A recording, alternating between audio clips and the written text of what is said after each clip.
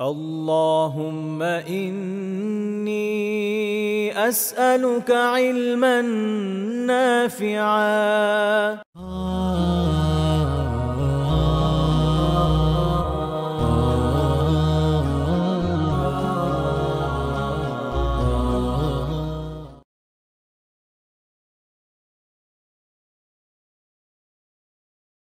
إن الحمد لله نحمده ونستعينه ونصلي على رسوله الكريم وعلى آله وصحبه أجمعين ما بعد আল্লাহ তাআলার অশেষ শুকরিয়া যে আলহামদুলিল্লাহ আমরা রাসূলুল্লাহ সাল্লাল্লাহু আলাইহি ওয়াসাল্লামের জীবনাচরণ থেকে তার পবিত্র জীবনাচরণ থেকে আমাদের জন্য প্রয়োজনীয় শিক্ষা বা গ্রহণের একটা উদ্যোগে আলহামদুলিল্লাহ অনেক দূর অগ্রসর হয়েছে আল্লাহর রহমতে। আজকে আমাদের কিন্তু আ বেশ অনেকগুলো ক্লাস এখন পর্যন্ত হয়ে গিয়েছে। আজকে ৩৯তম ক্লাস মাশাআল্লাহ। আল্লাহর শুকরিয়া। আশা করি দেখতে আরো অনেক দূর এগিয়ে যাবেন ইনশাআল্লাহ তাআলা। তো আমরা গত দর্সে যে বিষয়গুলো নিয়ে আলোচনা করছিলাম সেটা হচ্ছে যে মেহমানদের সাথে তার যে আচরণ অর্থাৎ তিনি মেজবান হিসেবে কেমন করেছেন, নিজে মেহমান হিসেবে গিয়ে কিভাবে আচরণ করেছেন সে বিষয়ে কিছু আলোচনা আমরা করছিলাম। তো উম এই প্রসঙ্গে আমরা আজকে থেকে ইনশাআল্লাহ তাআলা আজকে আরো কিছু এই বিষয়ে আলোচনা করব। তো গতদিন আমরা যে বিষয়গুলো আলোচনা করেছিলাম সর্বশেষ সেটা হচ্ছে যে তিনি নিজে যদি মেহমানদারি করতে না পারতেন, অন্য কোনো সাহাবীর কাছে মেহমানকে সোপর্দ করতেন। এই বিষয়টা আমরা আলোচনা করেছি। গুরুত্বপূর্ণ কিছু বিষয়ে অবতারণার চেষ্টা করেছি কোরআন এবং সুন্নাহ থেকে, যাতে আমি নিজে এবং আপনারা সবাই আমরা উপকৃত হতে পারি। আজকে আমাদের পরবর্তী পয়েন্ট সেটা হচ্ছে যে মেহমান কাফির হলেও তিনি তার সম্মান করতেন। এটা একটা গুরুত্বপূর্ণ পয়েন্ট যে অ্যা এরকম না যে শুধুমাত্র মুসলিম মেহমান হলেই তাকে সম্মান করা হবে। উম কাফির হলে তাকে সম্মান করা হবে না। বিষয়টা এরকম না। হ্যাঁ, মুসলিমদের প্রতি আমাদের যে ভ্রাতৃত্ব এটা আলাদা দরজের। কাফিরদের সাথে আমাদের কোনো ভ্রাতৃত্ব এরকম নাই।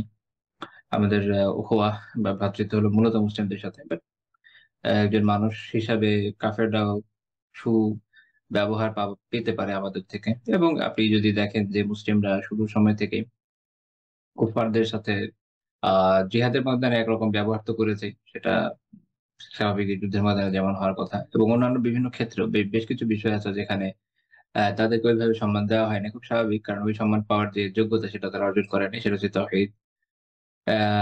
কিন্তু এটা ছাড়া এর বাইরে অন্যান্য জায়গাগুলো তো সাধারণ ডে টু ডে লাইফ এ বিভিন্ন সময়ে কাফেরদের সাথে যখন আমাদের ইন্টারেকশন হয়, সেখানে তাদেরকে সাধারণ যে সৌজন্য এটা প্রকাশ করার ক্ষেত্রে কোন নিষেধাজ্ঞা শরিয়াহ দেয়নি। সৌজন্যটা আমরা প্রকাশ করি। কিন্তু অবশ্যই মুমিনরা সবচেয়ে বেশি গুরুত্ব আমাদের কাছে পাবে। কারণ মুমিনদের সাথে আমাদের ভ্রাতৃত্বের সম্পর্ক যেটা কুফারদের সাথে নাই। তো এই কারণে দেখবেন যে আ খোদা রাসূলুল্লাহ সাল্লাল্লাহু আলাইহি ওয়াসাল্লাম যেমন সাধারণ সময়ে আরকি, যুদ্ধের সময় ছাড়া অন্যান্য সময় ছাড়া। সাধারণ সময়ে কাফেরদের সাথে যেভাবে নমনীয়তা দেখিয়েছেন, উত্তম ব্যবহার করেছেন, সাহাবীরা করেছেন, পরবর্তী যুগের প্রজন্মগুলো তারা করেছে। এর ফলে ইসলামের দাওয়া ছড়িয়েছে। আবার এটা একটা গুরুত্বপূর্ণ পয়েন্ট যে ইসলামের দাওয়াত ছড়ানোর জন্য সবসময় যে আপনাকে একদম নতজানু নীতি নিয়ে ঘুরতে হবে সেটা আসলে এরকম না। কারণ সাহাবীরা পৃথিবীর বিভিন্ন দেশ জয় করেছেন এবং তারা যত সহজে ইসলামকে প্রচার করেছেন আমরা বা পরবর্তী প্রজন্মগুলোর ধারে কাছে করতে পারি। একটা ইন্টারেস্টিং বিষয় বলি, সেটা হচ্ছে সাহাবীদের হাতে যতগুলো দেশ বিজিত হয়েছে সেই দেশগুলোর মানুষ এমনভাবে ইসলামের ভেতরে এসছে যে তারা ইভেন নিজেদের ভাষাও ভুলে গেছে। আরবি হয়ে গেছে তাদের ভাষা। যেমন ধরেন ইরাক, যেমন ধরেন সিরিয়া। সিরিয়ার ভাষা তো আর আরবি ছিল না। সিরিয়ার এই অঞ্চলগুলো ছিল আপনার এদের নিজস্ব আলাদা ভাষা ছিল। রোমানরা এখানে শাসন করেছে, গ্রিকরা এর আগে শাসন করেছে। এখানে অ্যারামিক ভাষার উদ্ভব হয়েছে। এরকম বিভিন্ন ভাষা এখানে ছিল একসময়। তো পুরো এশিয়া মাইনর, সিরিয়া, আ এখনকার সিরিয়া তারপরে আপনার জর্ডান, প্যালেস্টাইন, লেবানন, আ মিশর এদের আলাদা ভাষা ছিল। আ উত্তর আফ্রিকার যে অঞ্চলগুলো একদম মরক্কো পর্যন্ত। সাহাবীরা যেসব অঞ্চল বিজয় করেছেন আলহামদুলিল্লাহ এসব অঞ্চলের মানুষ এভাবে দিনকে গ্রহণ করেছে, এভাবে গ্রহণ করেছে যে তাদের ভাষা পর্যন্ত বিলুপ্ত হয়ে গেছে। তারা দিনকে একদম আ আ নিজেদের জীবনের প্রত্যেকটা ক্ষেত্রে গ্রহণ করে নিয়েছে। এভাবে ইসলামকে ভালোবেসেছে। অন্যদিকে আ এখন সাহাবীরা দিন পালন প্রচারটা করেছেন কিভাবে? অঞ্চল বিজয় করেছে। কারণ বিজয়ের বেনিফিট কোথায়? যে আপনি একটা দেশ যখন জয় করবেন, সবাই আপনার অধস্তন। আপনি খুব সহজে দাওয়া করতে পারবেন। তো এই দাওয়াটা অনেক ফলপ্রসূ হয়। মানুষ শোনে। শুনলে তখন মানুষ কবুল করে। কিন্তু মানুষকে যদি আপনি শোনাতে না পারেন, তাহলে আপনি কিন্তু কবুল করাতে পারবেন না। এখন সাহাবীদের পরবর্তী প্রজন্মগুলো যেমন আমরা অনেক সময় বলি আমাদের এই অঞ্চলে সুফি সাধকদের মাধ্যমে দিন আসে, এরকম কথাবার্তা বলা হয়। এটা ইতিহাসের আলোচনার বিষয় যে ব্যবসায়ীরই আনলো নাকি তারাই আনলো, আল্লাহ আলাম। কিন্তু এই দাওয়াগুলো কিরকম এটা একটু যদি আমরা দেখি, এই দাওয়াগুলো অনেক দুর্বল। এই দাওয়াগুলোর ফলে মানুষ দেখা গেছে যে শুধু কালিমাই পড়েছে। আপনি যদি ইতিহাস পড়েন দেখবেন যে আঞ্চলিক যে চিন্তা ভাবনা, তাদের যে আ আগের ধর্মগুলোর যে চেতনা সেগুলো এমনকি বর্ণপ্রথা এটা লম্বা সময় পর্যন্ত এখানে এই অঞ্চলে এক্সিস্ট করে গেছে। নাম কসম মুসলমান। কারণ আপনি খুব ভালোবাসা দেখিয়েছেন। খুব ভালোবাসা যেটা হয়েছে যে শুধুমাত্র আচ্ছা ঠিক আছে তাহলে তো একটা ভালো ধর্ম।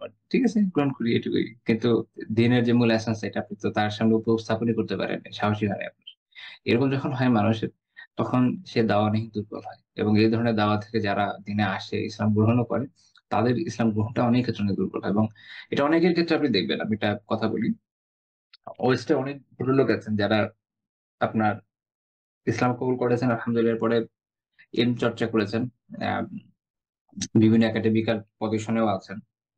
তো তাদের একটা খুব ইন্টারেস্টিং বিষয় আমার অবজারভেশন হচ্ছে এখানে। আমি আরো কয়েকজনের সাথে কথা বলেছি যারা এই বিষয়গুলো অবজার্ভ করেছেন। দেখলাম যে আলহামদুলিল্লাহ প্রায় সবাই সেম চিন্তাই করেছে। এটা হচ্ছে উনারা একটা চিন্তা করেছেন যে এই জিনিসগুলো না ভালো। এটা কোথাও থাকলে ওই জায়গাটা ভালো। তো পরে দেখলো যে ইসলামের মধ্যে এনে এই জিনিসগুলো আছে বলে মনে হচ্ছে বা কেউ বলেছে যে আছে।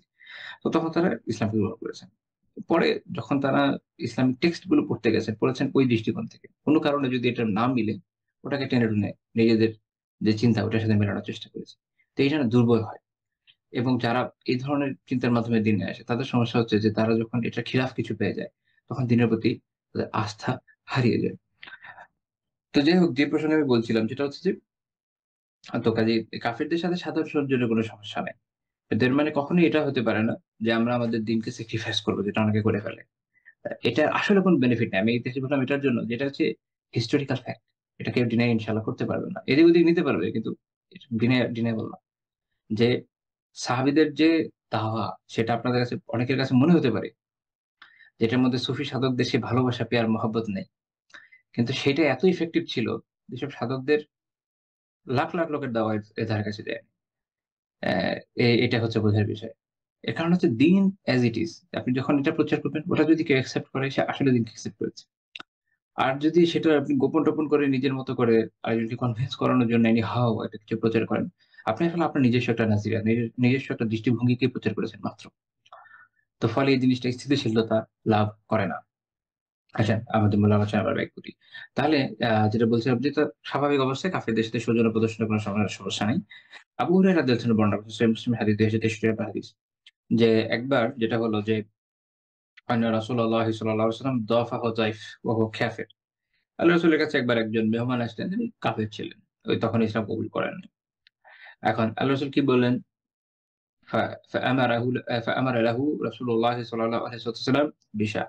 রাসূলুল্লাহ সাল্লাল্লাহু আলাইহি ওয়াসাল্লাম আ তার জন্য নির্দেশ দিলেন আ বিশায়াতিন ফাহুলিবাত ফাশারিবা হালাবাহা।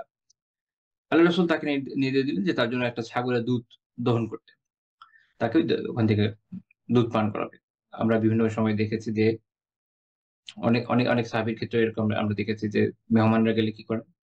যদি খেজুর গাছ থেকে খেজুর পেড়ে দেন আর আ ছাগলের দুধ দহন করেন বা ছাগল বা বকরি জবাই করেন।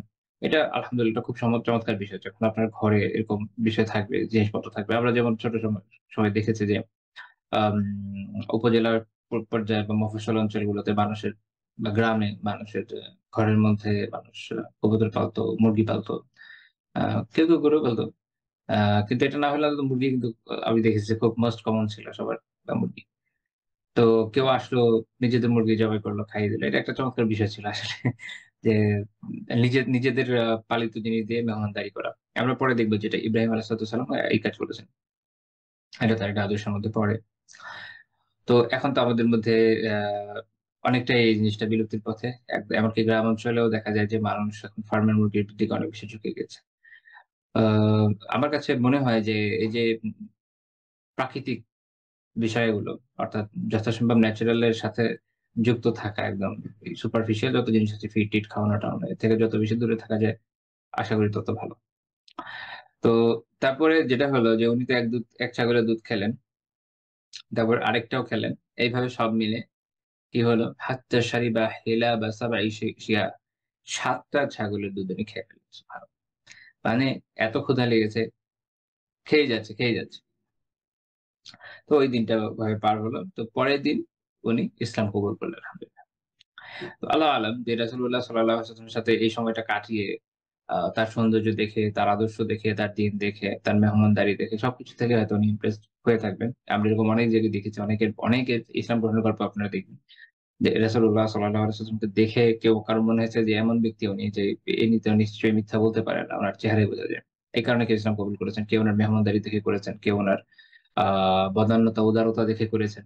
আল্লাহ তাআলার মেহেরবানিতে বিভিন্নভাবে মানুষ ইসলামে আসে। এইটা না একটা শিক্ষার বিষয়। খেয়াল রাখবেন দেখেন, ইসলাম এই একদম একটা ওয়েতে সবসময় ছড়িয়ে আসছে এরকম মনে করবেন না। ইতিহাস আমাদেরকে এটা জানায় যে ইসলাম অনেকভাবে ছড়িয়েছে। অনেকে মনে করে যে ইসলাম শুধুমাত্র আমাদের টাইপের দাওয়ার মাধ্যমে ছড়াবে বা ইসলাম শুধুমাত্র আমাদের টাইপের সংগঠনের মাধ্যমে ছড়াবে। দুই ধরনের প্রান্তিক চিন্তা মানুষের মধ্যে থাকে। এটা সঠিক চিন্তা নয়।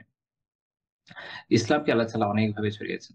কেউ কোরআনের আয়াত পড়ে। অবশ্যই কোরআনের আয়াত সবচেয়ে বড় দাওয়ার মাধ্যম। তবে আমার খুব চমৎকার লেগেছিল অনেক আগে। আমি আমি এটা ভুলে গেছি হয় শিবলী নোমান রহমান অথবা আম উনার ছাত্র।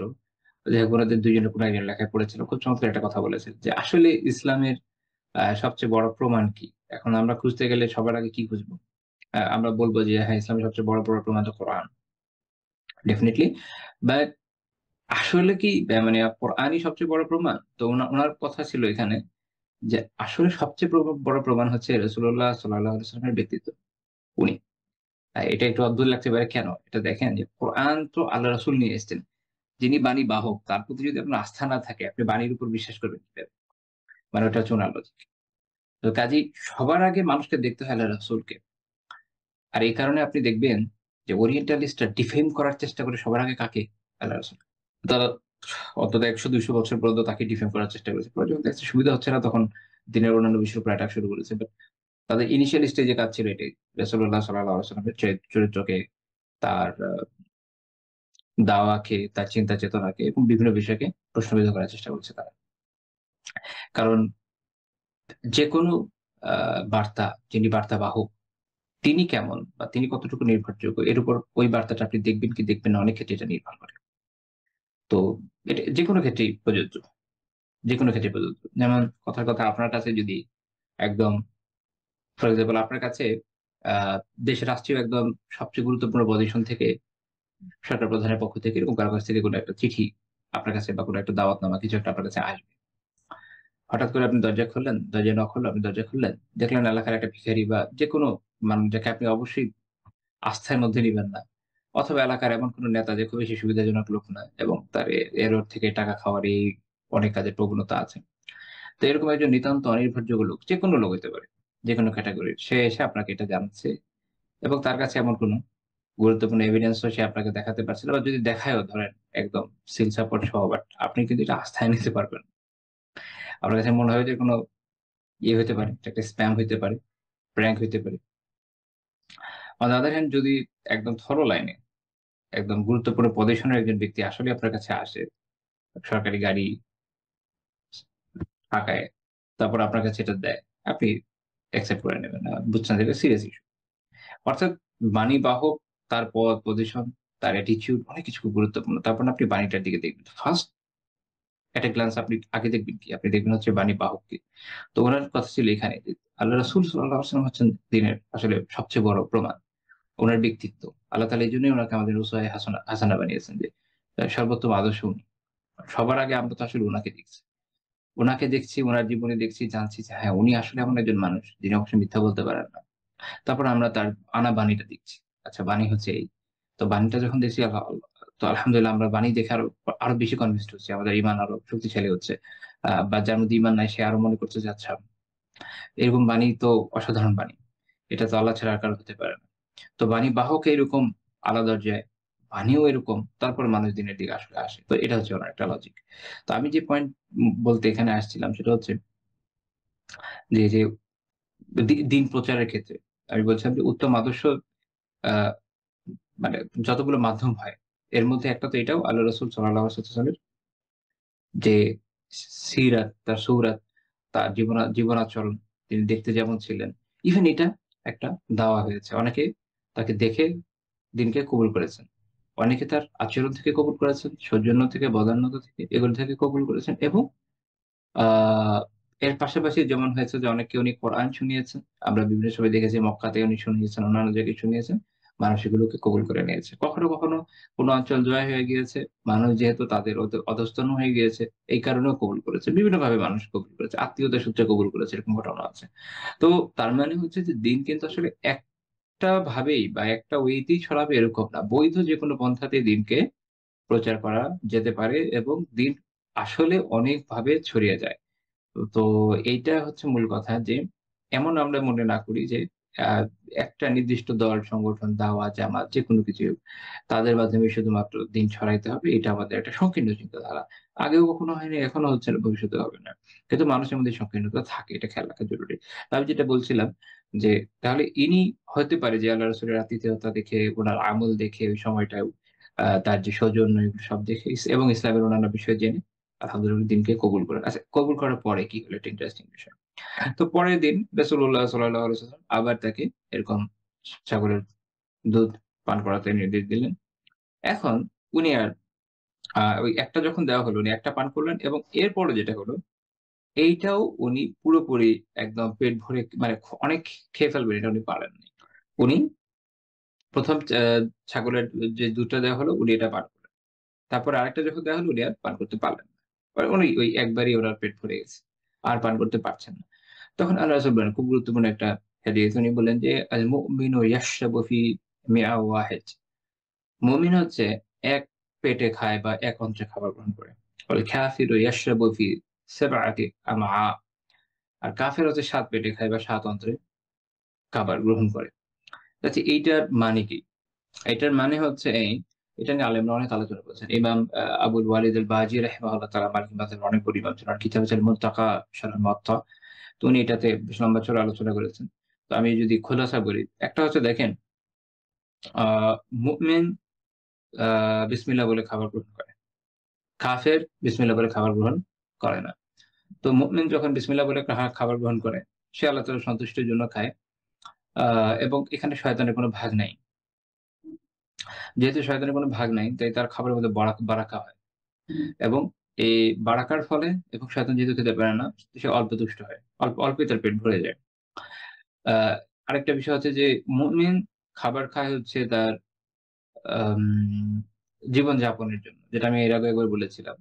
সেটা হচ্ছে যে আমরা খাদ্য গ্রহণ করি বেঁচে থাকার জন্য, ইবাদতের জন্য, যেন আমরা আমাদের যে ডিউটি গুলো এগুলো ঠিকমতো পালন করতে পারি। অন্যদিকে কুফফারদের বৈশিষ্ট্য হচ্ছে কি? কুফফারদের বৈশিষ্ট্য হচ্ছে তারা খেতেই থাকে, খেতেই থাকে। কারণ তাদের জীবনের আর তো কোনো ইয়ে নেই। মানে এই ইহকালীন জীবন যা আছে এটা ছাড়া তাদের তো আর কোনো চিন্তা চেতনা নেই। তাদের মূল চাহিদা হচ্ছে এটা যে এই দুনিয়ার জীবন যেভাবে ইচ্ছা আমি বেঁচে যাবো এবং খুব ভালো মতো এটাকে বাঁচার চেষ্টা করব। খুব ভালো মতো এই জীবনটাকে কাটানোর চেষ্টা করব। কাফেররা প্রচুর খেতে থাকে। তো তারা দেখা যায় যে যেকোনো অনুষ্ঠানেও যেমন খাচ্ছে, সবসময় খাচ্ছে এবং গুরুত্বপূর্ণ বিষয় হচ্ছে যে তাদের জীবনের উপার্জন বা সবকিছুর মূল কেন্দ্র কিন্তু এখানেই থাকে যে ভোগ করা। যেটা যেকোনো কিছুই হতে পারে। এটা কারো খাবারের প্রতি চাহিদা থাকে, কারো হয়তো আ বিভিন্ন জায়গায় যাওয়া, বিভিন্ন দামি জিনিসপত্র কেনা এ ধরনের থাকে। কারো বিপরীত লিঙ্গের প্রতি অতি আকর্ষণ। এরকম বিভিন্নভাবে তারা তাদের এই ভোগ যে ভোগের যে লালসা যে সেটা থাকে এবং এটাকে তারা কার্যকর করার চেষ্টা করে থাকে। তো স্বাভাবিকভাবেই তাদের যেহেতু বড় চিন্তাই থাকে এটা তো তারা খায় এভাবে। আপনারা আ জানেন কিনা যে রোমানরা তারা খাবারের ব্যাপারে এত বেশি ইয়ে ছিল, এত বেশি তাদের অবসেশন ছিল। তো তারা একেকটা পার্টি যখন করত তাদের অভিজাতদের সেখানে তারা প্রচুর খেত। আচ্ছা, আপনি একবার পেটে খেয়েছেন। আর কত খাবেন, তাই না? তাদের একটা আলাদা রুম থাকতো, একটা জায়গায় সেখানে গিয়ে সবাই বমি করত। সবাই বমি করত। বমি করে পেট খালি করত। খালি করে সে আবার খেত। অন্যান্য ডিশ, নতুন ডিশ আসছে। ডিশ তো এসেই যাচ্ছে, এসে যাচ্ছে। তারপর গিয়ে আবার মানে এইভাবে বমি করছে, খাচ্ছে, বমি করছে, খাচ্ছে। তো এই হচ্ছে অ্যা কুফফারদের একটা মানে আদর্শ প্রতিকৃতি যে এনিহাউ আমরা খাইতেই হবে। এবং আল্লাহ তাআলা এটা সূরা মুহাম্মাদের ১২ নম্বর আয়াতে এটার উপর নিন্দা করেছেন। কি বলছেন? কাফেরদের ব্যাপারে বলেছেন। যে ওয়াল্লাযীনা কাফারু ইয়াতামাত্তাউন। এই কাফের যারা এরা হচ্ছে যে কি করে? ভোগ সামগ্রী নিয়ে পড়ে থাকে। এরা যেগুলো উপভোগ করে। ওয়ায়াকুলুনা কামা তা'কুলুল আনআম। এরা খায় হলো পশুর মত। কিসের মতো খায়? পশুর মতো খায়। তো কুফফারদের হচ্ছে এই অবস্থা। গরু যেমন সারাদিন জাবর কাটতেই থাকে, তাদের হচ্ছে এই অবস্থা। এইখানে আমাদের সতর্ক হতে হবে যে আমরা কি কুফফারদের এসব বৈশিষ্ট্যের মধ্যে পড়ে যাচ্ছি কিনা? আমরা কি এখন তো হচ্ছে কি ভোজন রসিক। একটা মানুষের খেতে ভালো লাগতে পারে, সমস্যা না। কিন্তু এইটাই তার জীবনের লক্ষ্য উদ্দেশ্য হতে পারে না। সে কামাই করছে, যাই করছে তার চিন্তাই থাকে যে আমি এই মাসে কোথায় খাবো। অমুক জায়গায় বুফেতে যাবো, তমুক জায়গায় এটা দিয়ে খাবো। কোথায় একটা খোঁজ পেয়েছে অমুক জায়গায় ভালো খাবার আছে, এখানে চলে যাবো। আর এখন তো ফুড ব্লগিং হচ্ছে, এবং আপনি আহ যেই জিনিস আগে দেখেননি সেটা দেখছেন, খালি মনে হচ্ছে খাই, এবং খাওয়ার জন্য মানুষ উতলা হয়ে যাচ্ছে। এই যে বৈশিষ্ট্যটা হচ্ছে পশুর বৈশিষ্ট্য, এবং এটাই আল্লাহ তাআলা এখানে নিন্দা করেছেন। ওয়ায়াকুলুনা কামা তাকুলুল আনআম। পশুরা যেভাবে, চতুষ্প জন্তুরা যেভাবে খায়, কাফেররা যেভাবে খায়। এখন এই বৈশিষ্ট্য মুসলমানদের মধ্যে আসলে কিভাবে হবে? এখানে আমাদের একেকজনের চিন্তা চেতনা, ভাই অমুক খাবার খাওয়ার জন্য আমার তমুক দেশে যাওয়া দরকার, এই করা দরকার, সেই করা দরকার। আহ কত দূরে মানুষ চলে যায় বিভিন্ন ধরনের খাবার দাবার খাওয়ার জন্য। অথচ এইটা তো মুমিনের সিফাত ছিল না।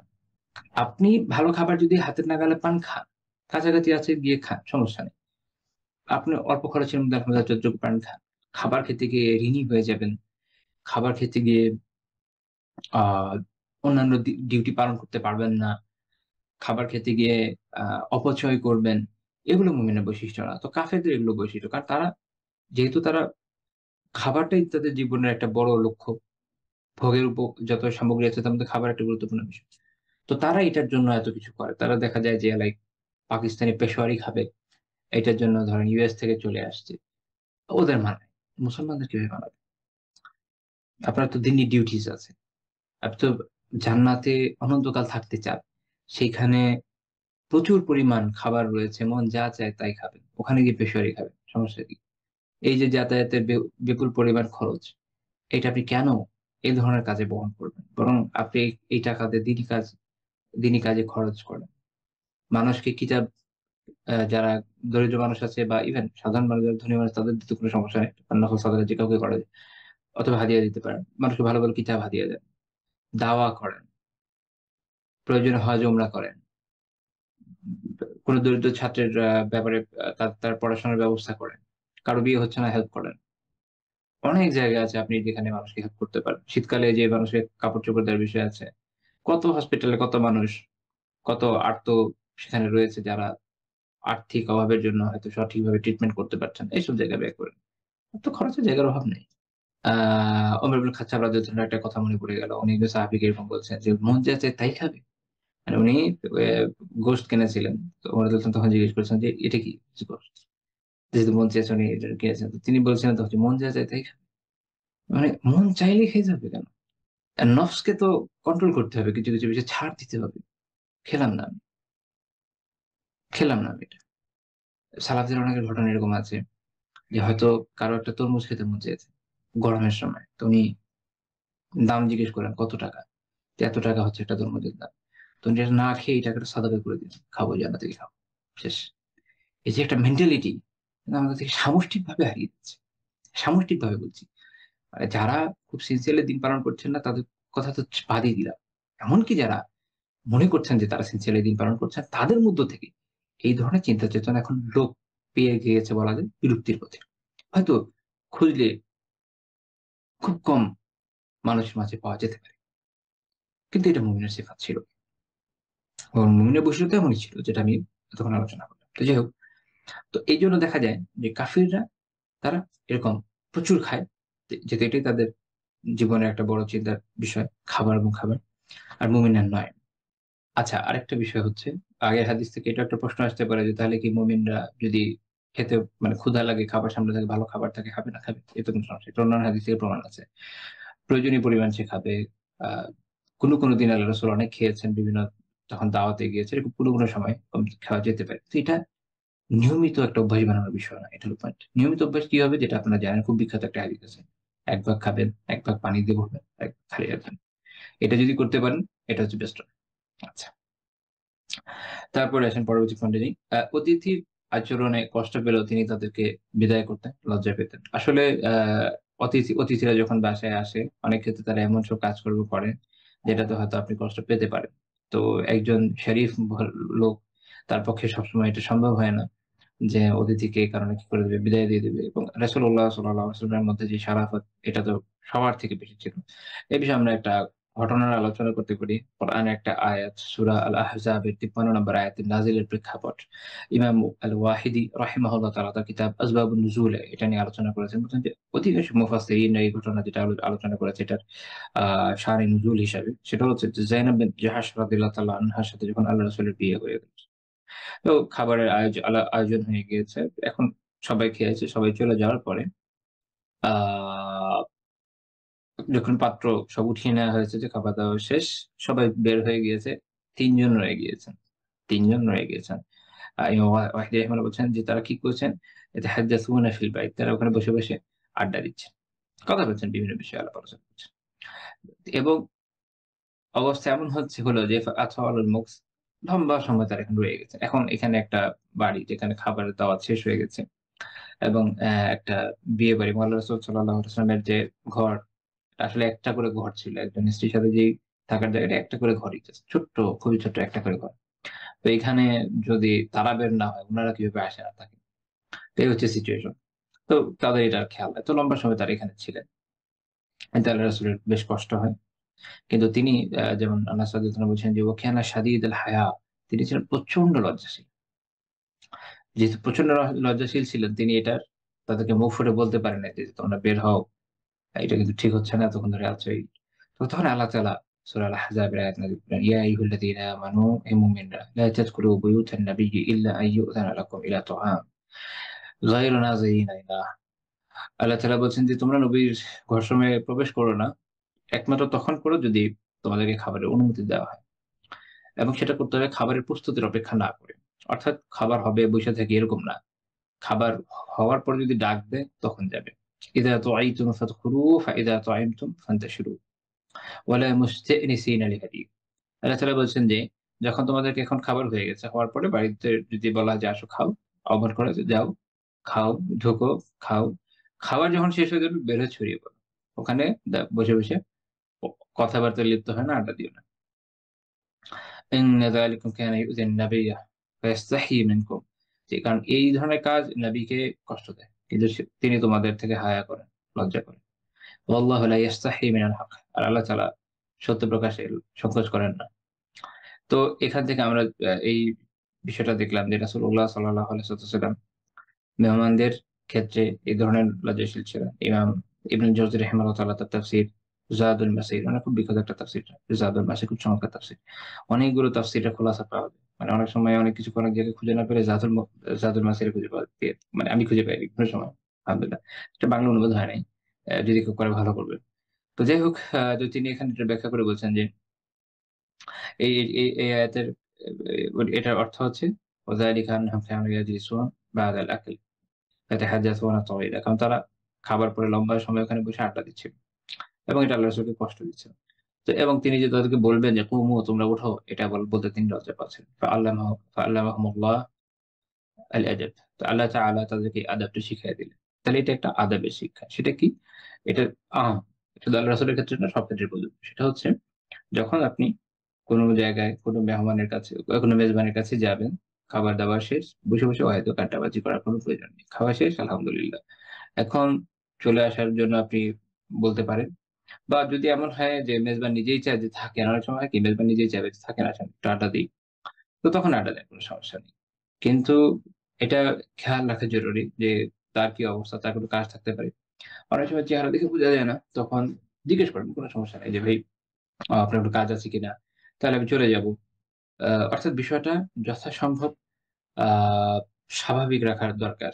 মানে আমরা যে অনেক ক্ষেত্রে লৌকিকতার আশ্রয় নেই।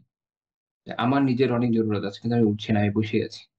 অন্যদিকে মেজবানের অনেক জরুরত আছে। সেও বলছে না যে, "ভাই, আমার কাজ আছে।" এই ধরনের লৌকিকতা পরিহার করাটাই কাম্য। এটার ফলে আমাদের মধ্যে এমন একটা সম্পর্ক তৈরি হয়েছে, এটা ন্যাচারাল না। খুবই অপ্রাকৃতিক সম্পর্ক। এবং পারস্পরিক যে মহাব্বত এতে তৈরি হওয়ার কথা, সেটা তো আর হয়নি। উল্টো হয়েছে। এটা আমাদের খেয়াল রাখাটা খুব জরুরি। আম তো সাধারণত অনেক সময় এটা আসলে মেইনটেইন করা যায় না। আমার নিজের অভিজ্ঞতা হচ্ছে যে অনেক ক্ষেত্রে অনেক জায়গায় গিয়েছি। আম এখন আমি যদি বলি যে, "ভাই, আমি ঠিক এতটুকু সময় থাকবো।" আমাদের বাংলাতে একটা কথা আছে জানেন তো, যে মেহমান আসে নিজের ইচ্ছা, যাই হলো মেজবানের ইচ্ছা। তো অ্যাজ এ রেজাল্ট যেটা হয় যে গেলেন, যাওয়ার পরে আপনার যত কাজই থাক, বের হওয়াটা খুব টাফ হয়ে যায়। তো এই বিষয়গুলো আমার মনে হয় যে যতটুকু সম্ভব স্বাভাবিকরণ দরকার।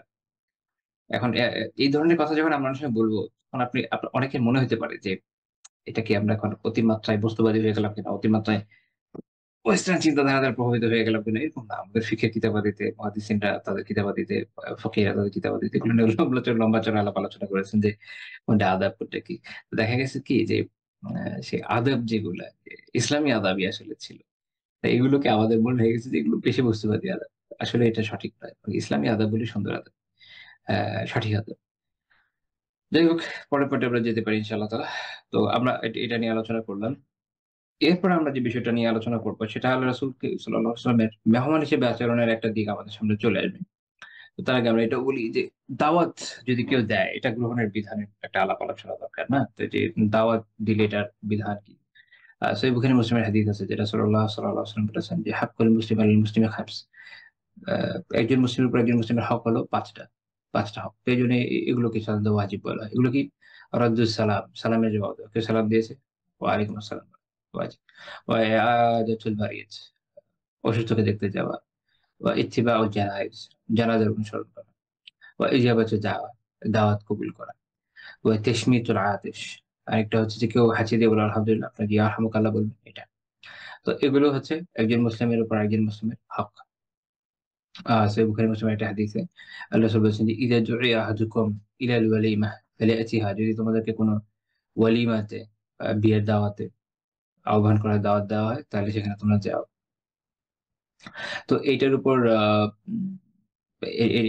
এটার উপর ভিত্তি করে মাসালা হচ্ছে এটা, যেমন ইমাম খেরাকি রাহিমাহুল্লাহ বলেছেন যে ওয়ালা মান দুইয়া আইয়ুজিব, যে যদি কাউকে আহ্বান করা হয় দাওয়াতে, তার জন্য এটা একসেপ্ট করাটা আবশ্যক।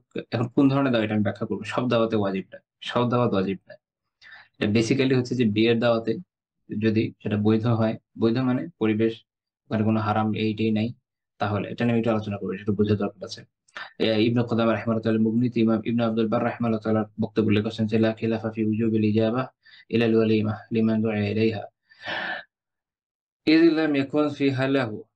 এটা হচ্ছে মূল কথা, যে ইবনে আব্দুল বার রাহিমাহুল্লাহ বলছেন যে ওয়ালিমাতে, বিয়ের যে দাওয়া, এই দাওয়াতে কাউকে যদি আহ্বান করা হয়, তাকে কাউকে যদি দাওয়াত দেওয়া হয়, সেটাকে গ্রহণ করা ওয়াজিব হওয়ার বিষয়ে কারোর মধ্যে কোনো ইখতিলাফ নেই, সবাই একমত এটা ওয়াজিব। শর্ত হচ্ছে যে সেখানে কোনো লাহু থাকতে পারবে না। লাহু, যে এটা একটা ব্যাপক শব্দ, এর মধ্যে গান বাজনা, নাচ টাচ, আরো যে যত ধরনের হারাম জিনিসপত্র আছে এগুলো থাকা যাবে না। ওয়াবিহি ইয়াকুল মালিক ওয়া সাউরি ওয়া শাফিঈ ওয়া আম্বারি ওয়া আবু হানিফা ওয়া আসহাবু। এই একই মত ইমাম মালিকের, ইমাম সাউরির, সুফিয়ান সাউরি, ইমাম শাফিঈ, আম্বারি, আবু হানিফা এবং তার সাথে। এবং কোন ধরনের দাওয়াতের ক্ষেত্রে হবে, যে হঠাৎ করে বললো যে হে লোক সকল, সবাইকে আমরা দাওয়াত দিলাম, এখন সবার জন্য ওয়াজিব হবে, এরকম না। ওয়াজিব হবে যদি আপনাকে কাউকে মুআয়্যিন করা, সুনির্দিষ্ট করা হয়। ইবনে কুদামা বলছেন যে ইন্নামা তাজিবুল ইজাবা আলা মাই উইয়িনা, আলা মান উইয়িনা বিদ-দাওয়া, যাকে দাওয়াতের জন্য মুআয়্যিন করা হয়, সুনির্দিষ্টভাবে বলা হয় যে হ্যাঁ আপনাকে দাওয়াত, তাকে, আও জামাআ মুআয়্যানিন, অথবা কোন একটা জামায়াতের সবাইকে যদি সুনির্দিষ্টভাবে দাওয়াত দেওয়া হয়। দেখা গেল যে এক জায়গায় যারা একসাথে বসে, হ্যাঁ তোমাদের সবাইকে আমরা এরকম বিয়েতে দাওয়াত দেওয়া হচ্ছে, তখন সবাই তারা যারা জুলাসা একসাথে উঠা বসা করে, সবার জন্য তখন আবশ্যক হলো, বা একটা গ্রুপ যাদেরকে দেওয়া হলো, সবার জন্য ওয়াজিব যে সে এর দাওয়াতে অংশ নেবে। এখন প্রশ্ন হচ্ছে এইটা, যে যেটা এর আগে আমরা আলোচনা করলাম, যে এখনকার সময় বিয়ের যে সিচুয়েশন, বিয়ের দাওয়াতে যাবেন, বিয়ের দাওয়াতে গিয়ে ওখানে গান হয় বা বাজিনা তো আছে, আহ নাচ টাচ আছে, ফ্রি মিক্সিং আছে, ও ভয়ানক অবস্থা। এখন এটার বিধান কি? ইবনে কুদামা রাহিমাহুল্লাহ বলছেন যে ইযা দুআ ইলাল ওয়ালিমা ফিহা মাসিয়া কাল খামর ওয়াজ জামর ওয়াল উদ ওয়া নাহবিহি, যদি এমন হয় যে এমন জায়গাতে দাওয়াত দিল যেখানে বিয়ের এই ওয়ালিমার মধ্যে মদ, আহ, বাদ্যযন্ত্র বা বিভিন্ন রকম হারাম জাতীয় বিষয়, মুনকারাত, এগুলো আছে, এখন তখন বিধান কি? সে ওখানে যাবে না যাবে না? যদি ও আমখানা হল ইনকার ওয়া ইজালাতুল মুনকার লাজিমা হল হুদুর ওয়াল ইনকার, যদি তার পক্ষে সক্ষম হয়, সে সম্ভব হয় যে সে ওখানে গিয়ে ইনকার করবে, স্বীকার করবে এটা, এবং এটাকে দূর করার চেষ্টা করবে যে এগুলো সরাও, তার ওই পাওয়ার প্রতিপত্তি আছে, ওই ক্ষমতা আছে, তার পক্ষে সম্ভব, তখন তার জন্য এটা আবশ্যক, সে যাবে, সে যাবে, সে গিয়ে এগুলো বন্ধ করবে। ঠিক আছে? কারণ এর ফলে যেটা হবে, সে দুইটা ফরজ পালন করছে। এক, ইজাবাতু আখিল মুসলিম, একজন মুসলিম ভাইয়ের দাওয়াত কবুল করা, ওয়া ইজালাতুল মুনকার, আরেকটা হচ্ছে যে মুনকারকে দূর করে দেওয়া। তাহলে ২ টা তার জন্য আবশ্যক কর্তব্য, সে ২ টা করবে। এখন আমার আপনার মতো অসহায় মানুষ যারা পারতেছি না, উল্টা গিয়ে ঝামেলায় পড়ে যাবো, তাদের কি অবস্থা? ওয়া ইল্লাম ইয়াকদির আলাল ইনকার লাম ইয়াহদার। যদি সে এই এটাকে ইনকার করতে না পারে, এই মুনকারাতগুলোকে দূর করার সক্ষমতা না থাকে, অস্বীকার করতে না পারে, তখন সে এটাতে কি করবে না? উপস্থিত হবে না। এখন প্রশ্ন হচ্ছে যে আপনি আগে থেকে জানেন না, একটা ভাই তার সাথে আপনার খুব ভালো সম্পর্ক, মাশাআল্লাহ খুব ভালো দিনদার। হ্যাঁ? তার বোনের বিয়ে, মেয়ের বিয়ে, কোনো কিছুতে আপনাকে দাওয়াত দিয়েছে বা নিজের বিয়েতে দাওয়াত দিয়েছে। আপনি গিয়ে বললেন, "ও সুবহানাল্লাহ, কই এসে পড়লাম? আমি তো ভেবেছিলাম যে ইসলামে বিয়েটি হবে।" সিচুয়েশন খারাপ। এরকম হয় কিন্তু অনেকের ক্ষেত্রে। তখন কি করবে? তো ইবনে কুতায়বা রাহিমাহুল্লাহ বলছেন যে, ওয়া ইল্লাম ইয়ালাম বিল মুনকার হাত্তা হাদার, পৌঁছানোর আগ পর্যন্ত জানতই না যে এখানে কোনো মুনকারাত হচ্ছে। তখন যদি সম্ভব হয়, সে কি করবে? আজালা, এটাকে সে দূর করার চেষ্টা করবে। তখন গিয়ে ওখানে নসিহত করতে পারবে, "ভাই, এটা আপনি কি করলেন? আপনাকে তো ভালো ভাবছিলাম, ভাই ভাবছিলাম। আপনি এই ধরনের কাজের মধ্যে কিভাবে যুক্ত হয়ে গেলেন? ঠিক আছে? আপনি এগুলোকে দূর করেন। হ্যাঁ? শরিয়াতে এগুলো বৈধ না" ইত্যাদি, ইত্যাদি। এই যে যেটা আমাদের সময় আল্লাহু আ'লাম কতটুকু সম্ভব, বাট চেষ্টা করতে হবে যার পক্ষে সম্ভব। ফাইল্লাম ইয়াকদির, কিন্তু এটাতে যদি সে সক্ষম না হয়, তাহলে কি করবে? ইনসারাফা, চলে আসবে। গেছেন, দেখলেন এই সিচুয়েশন, কোন আপনি বোঝানো বোঝানো সম্ভব না, বুঝে লাভ হচ্ছে না, গো ব্যাক, চলে আসেন। তাহলে আমরা মোটামুটি আলহামদুলিল্লাহ সবগুলো, আমার মনে হয় সবগুলো সিচুয়েশন আমরা কভার করতে সক্ষম হলাম এই বিষয়ে। এখন এটা হচ্ছে বিয়ের দাওয়াত। তো বিয়ে ছাড়া অন্যান্য দাওয়াতের মাসালা হচ্ছে এটা হানাফি, শাফি এবং হাম্বলী আলীদের অবস্থান এটাই যে এটা লাইসাতুল ওয়াজিবা। এটা ওয়াজিব। এটা ওয়াজিব না। বাল হিয়া মুস্তাহাব। এটা হচ্ছে মুস্তাহাব। যখন বিয়ে ছাড়া অন্যান্য দাওয়াতের ক্ষেত্রে এটা কবুল করে মুস্তাহাব, ইল্লাম ইয়াকুন উযর আও মানি। যদি কোন উযর থাকে বা কোন প্রতিবন্ধক থাকে, সেটা আলাদা কথা। এগুলো না থাকলে সাধারণ অবস্থায় হুকুম হলো মুস্তাহাব। কেউ দাওয়াত দিলে সেখানে যাওয়া। এখন আমরা দেখব যে রাসূলুল্লাহ সাল্লাল্লাহু আলাইহি ওয়াসাল্লাম এরকম কিভাবে দাওয়াতগুলোকে একসেপ্ট করেছেন। তার বৈশিষ্ট্য ছিল এরকম যে দাওয়াত যত ছোট জায়গা থেকে আসুক না কেন, আল্লাহ রাসূল সাল্লাল্লাহু আলাইহি ওয়াসাল্লাম এটাকে কবুল করতেন। তা যত অল্প খাবারই হোক বা যাই হোক না কেন, আল্লাহ রাসূল কি করতেন? সেটা কবুল করতেন।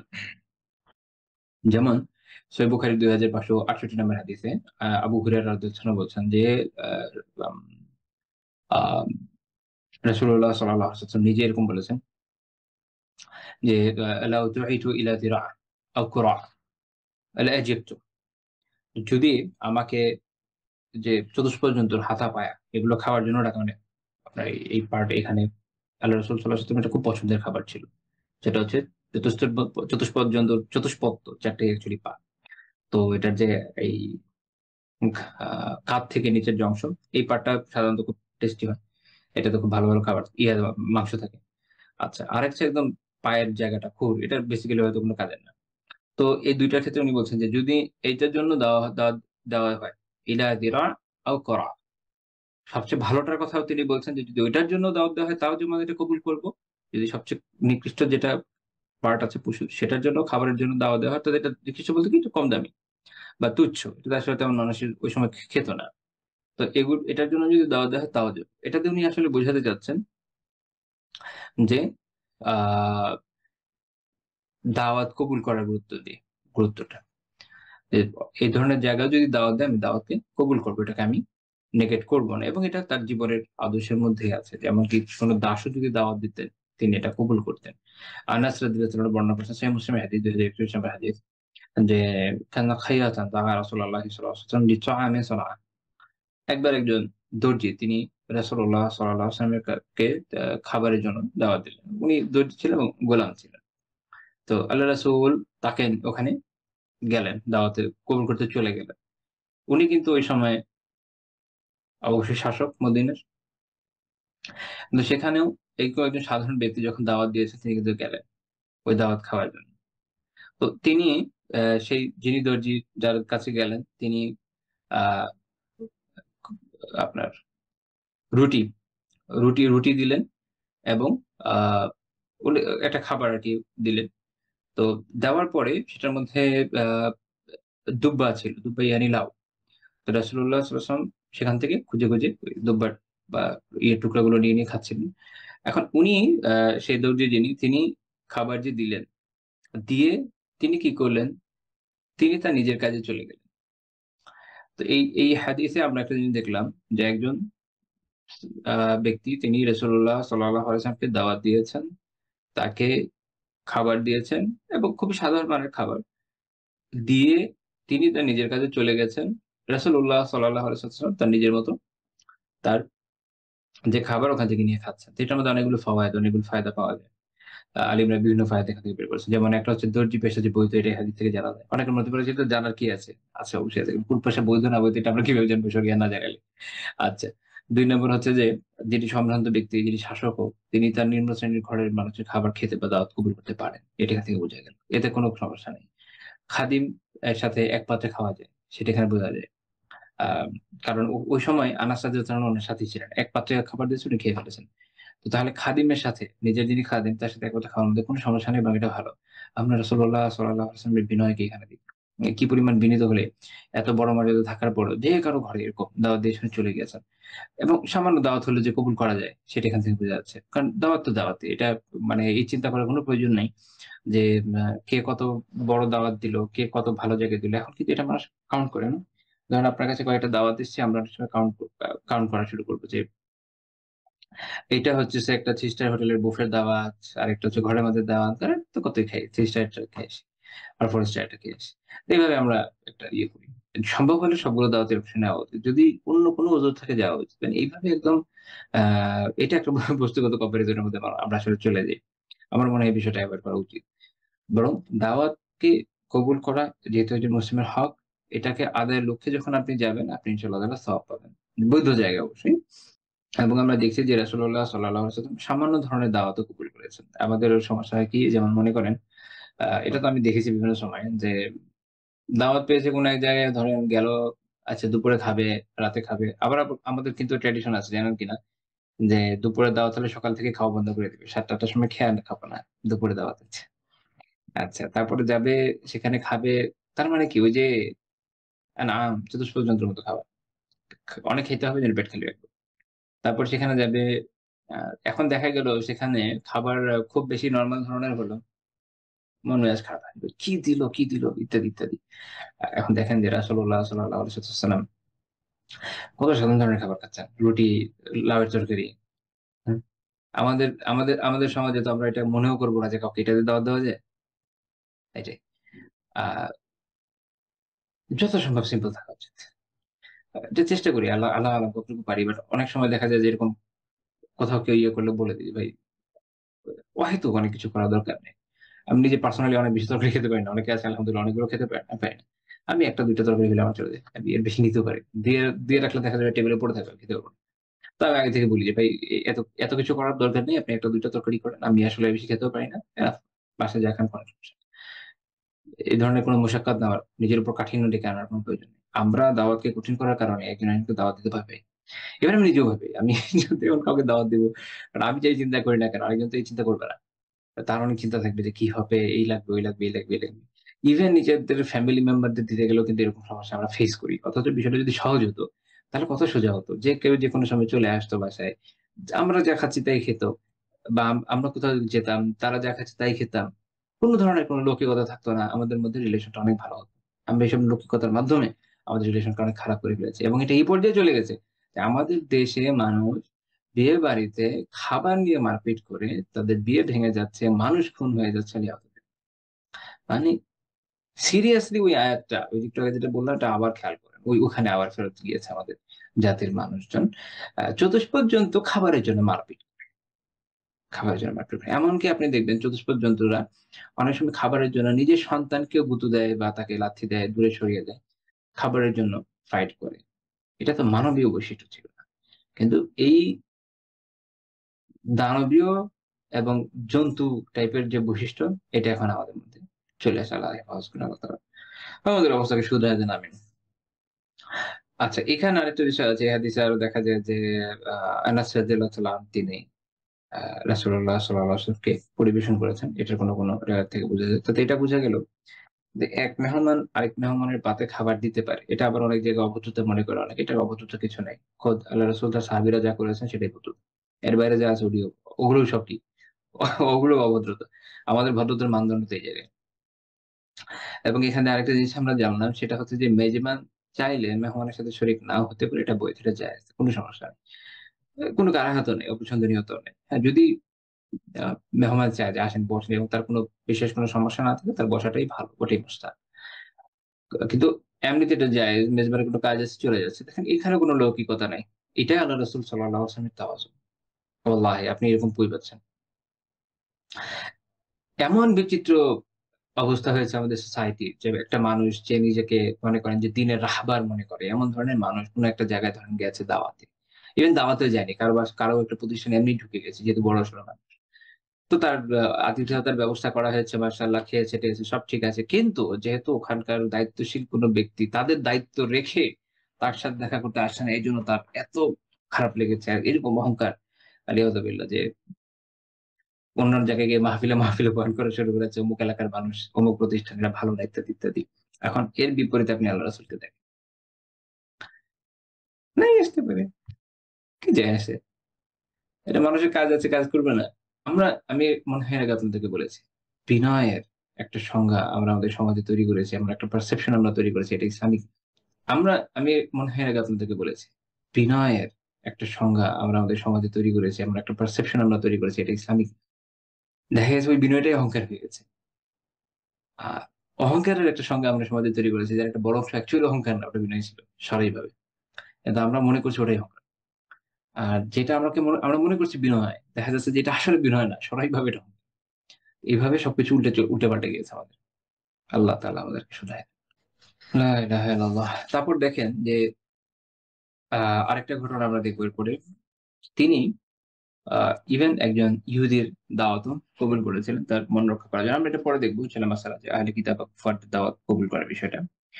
মুসনাদ আহমদের ১৩,২০১ নম্বর হাদিস, আনাস রাদিয়াল্লাহু আনহু বর্ণনা করছেন যে আন্না ইয়াহুদিয়্যা, একজন ইহুদি দাআ আন-নবী সাল্লাল্লাহু আলাইহি ওয়াসাল্লাম আ খুবজি শাইর ওয়া ইহারাতি সানাখা ফাইজালা।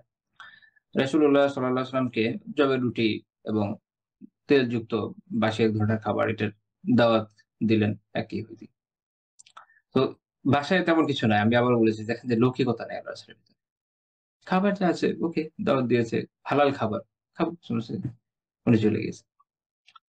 তিনি এটাকে অ্যাকসেপ্ট করেছেন। সুবহানাল্লাহ। তো এখান থেকে বোঝা গেল আ আচ্ছা, এই হাদিসের সনদকে শায়খ রাহমাতুল্লাহ আলাইহি, মুসলিম রাহমাতুল্লাহ শর্ত মোতাবেক সহিহ বলেছেন। তো এখানে যেটা বোঝা গেল যে যদি কোন জিম্মি, ইয়ানি আপনাদের এরকম ব্যাখ্যা করেছিলাম যে ইসলামী রাষ্ট্রে যারা জিজিয়া দিয়ে বাস করে সকল ইহুদি খ্রিস্টান হচ্ছে জিম্মি। তো ইবনে কুদামা রাহিমাহুল্লাহ মুগনিতে বলছেন, ফাইন দাআহু জিম্মিয়ুন ফাকাল আসহাবুনা লা তাজিব ইজাবাতুহু। যদি আ কোন জিম্মি ইহুদি খ্রিস্টান সে কোন মুসলিমকে দাওয়াত দেয়, তাহলে আলিমরা কি বলছেন যে এটা ওয়াজিব না, যেটাকে কবুল করতেই হবে। একজন মুসলিমের দাওয়াতকে কবুল করা কেন ওয়াজিব? খুব সুন্দর কথা বলছেন। লিআন্নাল ইজাবাতা লিল মুসলিমি লিল ইকরাম ওয়াল মুওয়ালা ওয়া তাকিদিল মুআজ্জা ওয়াল ইখা। কেননা একজন মুসলিমের দাওয়াতটা কবুল করা ওয়াজিব। কারণ এর মাধ্যমে একজন মুসলিমকে সম্মান করা হয়, তার সাথে মৈত্রী তৈরি হয় এবং তার সাথে ভালোবাসা, এটার উপর তাকিদ আসে এবং তার সাথে ভ্রাতৃত্ব, এই বন্ধনটা সুদৃঢ় হয়। এটা তো কুফারদের সাথে কোনটাই আমার প্রয়োজন নেই। যেটা ওয়াজিব না আসলে। তবে আরেকটি গুরুত্বপূর্ণ কথা হচ্ছে যে তারা তাদের যেহেতু তারা হালাল হারামের বোধটা তাদের নাই এবং নাজাসাতের পবিত্রতার বোধটা তাদের নাই। এজন্য উনি বলছেন যে ওয়ালিআন্নাহু লা ইয়ামানু ইখতিলাত তাআমিহিম বিল হারামি ওয়ান নাজাসা। তাদের খাবারের মধ্যে হারাম এবং নাপাকি সংমিশ্রণ যে থাকবে না, এটা থেকে আসলে নিরাপদ থাকা যায় না। এই হলো ২ টা কারণ। যেটার কারণে এটা কুফারদের যে দাওয়াত এটা গ্রহণ করা আবশ্যক না। ওয়ালাকিন তাজুজ ইজাবাতুহু। তবে তাদের দাওয়াতকে উ গ্রহণ করাটা জায়েজ, জায়েজ। সেটা কখন? যখন এটা আপনি বুঝবেন যে আশা করি যে সে পরিষ্কার থাকবে এবং হারামকে এখানে মিশ্রিত করবে না। কোন ধরনের হারাম খাবারের মধ্যে দিবে না। তো এরকম ক্ষেত্রে জায়েজ এবং এটার দলিল হচ্ছে এই হাদীস। আল্লাহ রাসূল সাল্লাল্লাহু আলাইহি ওয়াসাল্লাম একজন ইহুদীর দাওয়াতকে অ্যাকসেপ্ট করেছিলেন। আচ্ছা। এরপর আমরা একটা ঘটনায় যাব। এটাও একটা খুব গুরুত্বপূর্ণ আদব। আমরা এর পরের হাদীস থেকে ইনশাআল্লাহ তাআলা শিখব। সেটা হচ্ছে দাওয়াতে অনিমন্ত্রিত যাকে নিমন্ত্রণ দেওয়া হয় না। এমন কাউকে নিতে চাইলে রাসূলুল্লাহ কি করতেন সাল্লাল্লাহু আলাইহি ওয়াসাল্লাম? অনুমতি নিতেন। হতে পারে আপনাকে দাওয়াত দেওয়া হলো, কিন্তু আপনার ইয়ে নাই। আ এই বিষয়ে অনুমতি আপনি আগে থেকে দেন নাই বা আপনি ওই লোককে বলেন নাই। এমন সময় এমন কেউ আপনার সাথে গেল। সেক্ষেত্রে কি করবেন? সেটা আমরা এই জায়গা থেকে পাই। আবু মাসউদ আল আনসারী রাদিয়াল্লাহু আনহু বলছেন যে, আনসারী একজন সাহাবী, তার নাম ছিল আবু শুআয়ব। তো তার একজন গোলাম ছিল হাম, কসাই ছিল, একজন কসাই গোলাম ছিল। তো আবু শুআয়ব রাদিয়াল্লাহু আনহু একবার তিনি রাসূলুল্লাহ সাল্লাল্লাহু আলাইহি ওয়াসাল্লামকে দেখলেন এবং দেখে ফাআরাফা ফি ওয়াজহিল জু, তার চেহারায় ক্ষুধার ছাপ দেখলেন। সুবহানাল্লাহ। মানে এতটা প্রকট, এত দীর্ঘ সময় উনি এত না খেয়ে আছেন যে চেহারার মধ্যে ক্ষুধার ছাপ সুস্পষ্ট। তো এটা দেখে তিনি তার গোলামকে বললেন যে, আ আ "তুমি এক কাজ করো, তুমি আমাদের ৫ জনের জন্য খাবার প্রস্তুত করো এবং আল্লাহ রাসূল ৫ জনের একজন হবেন।" তো তিনি গিয়ে রাসূলুল্লাহ সাল্লাল্লাহু আলাইহি ওয়াসাল্লামকে সহ আরো ৫ জনকে দাওয়াত দিলেন। তো তারা যখন আসছেন, তাদের সাথে আরেকজন এক্সট্রা একজন ব্যক্তি তিনি পিছনে আসছেন। ইন্টারেস্টিংলি উনি একটা গোত্রের, যে গোত্রের লোকদের বৈশিষ্ট্য ছিল কেউ দাওয়াতে গেলে তাদের সাথে চলে যাওয়া। আচ্ছা দেখ, এটা আমি মুহাদ্দিসিনদের আলোচনায় পেয়েছি। তো তিনি যখন গিয়ে পৌঁছালেন, তো আল্লাহ রাসূল তো দেখছেন যে ইনি পিছনে আসছেন। তো তিনি গিয়ে আবু মাসউদ রাদিয়াল্লাহু আনহুকে কি বললেন? দেখেন ৫ জনকে দাওয়াত দিয়েছেন। ৬ জনকে তো দেন নাই। একজন লোক এক্সট্রা গেছে। অনেক সময় আমাদের দেশে এটা হয় কি? যে কারো যখন একটু বড় অবস্থান হয়, তিনি যখন কোন জায়গায় যান, তখন অ্যা এক গাঁটে লোক নিয়ে চলে যান। এখন মনে করেন এরকম ব্যাপার না। বিষয়টা আসলে এরকম নয়। আমরা এটা দেখব ইনশাআল্লাহ। আমার নিজের একটা অভিজ্ঞতা আছে এরকম। বেশ ভালো পজিশনে এক ভদ্রলোক এক ব্যাটন আমার দাওয়াত করেছিলেন একবার আমি। আমি শুধু না, আরো কয়েকজন। তো পরে দেখা গেল যে, যে কয়েকজন বলেছেন তার থেকে অনেক বেশি লোক নিয়ে হাজির হয়েছেন। যাই হোক, এর ফলে আয়োজকদের বেশ কষ্ট পোহাতে হয়েছে। ইভেন আমার খেয়াল আছে আমি নিজেও খাই নাই। অথবা খেলে খুব সামান্য খেয়েছি। মানে আমার নিজেরটা ছেড়ে দিয়েছি। কি করব? ওই তো ইয়েই নেই, প্রিপারেশন ই ছিল না আমাদের। তো আমরা আয়োজকরা অনেকে নিজেদের খাবার-টাবার ছেড়ে দিয়ে আ তাদেরকে খাওয়ানোর চেষ্টা করেছি। যাই হোক। তো আল্লাহ রাসূল কি বললেন যে, বললেন যে, "ইন হাযা ইত্তাবা'ানা।" এই ভদ্রলোক, এই লোক সে আমাদের অনুসরণ করেছে। "ফাইন শি'তা আন তা'যানা।" যদি চাও তাকে অনুমতি দিতে পারো। "ওয়াইন শি'তা রাজা।" যদি না চাও তো সে ফিরে যাবে।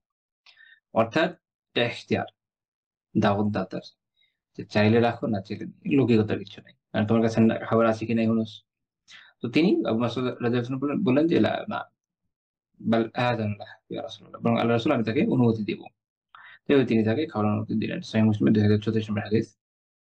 আল্লামা ইসিফি রাহিমাহুল্লাহ তাআলা উনার কিতাব আল বাহরুল মুহিত আত-তাজ্জাজিয়া অনেকগুলো ফাওয়ায়েদ এই হাদিস থেকে উল্লেখ করেছেন। আমি জাস্ট তার কয়েকটা যদি বলি।